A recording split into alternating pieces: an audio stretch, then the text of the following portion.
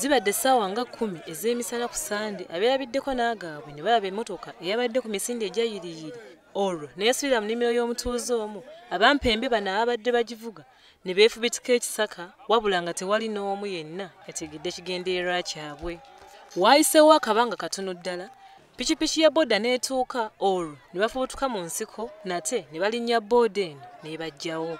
Nannyini nnimiro emmotoka eno we yasuuliddwa nga naye yeerabiddeko n'agage ategeezezza nti omu ku bampembe bano yamwetegerezza naye nga tamumanyi wabula agamba kimu nti yabadde ayambadde essaati ya bbulu. Zibere zizi nga saa 9 nenduka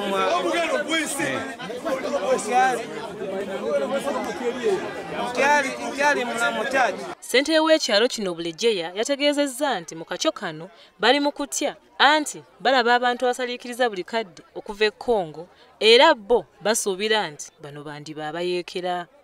Abakungu b'ebyokwerinda bagenda mu maaso n'okukuba enkiiko okulaba butya bwe banaategeera abantu bano. Kyokka akulira poliisi ey'ebyokunoonyereza emisango mu Bundibujjo Hamdan Twesigye ategeezezza nti okunoonyereza ku bantu bano kwatandise dda.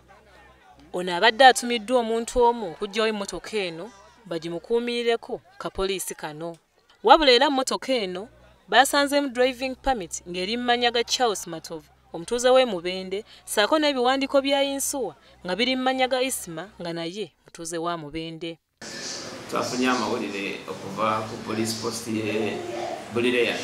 Tulina police post Bulireya mu district yaffe ey'Obundibujjo ng'agamba nti waliwo emmotoka eyasuuliddwa yabaddemu abantu babiri bazze ne basonseka mu nnimiro ya Kokowa ne bagenda.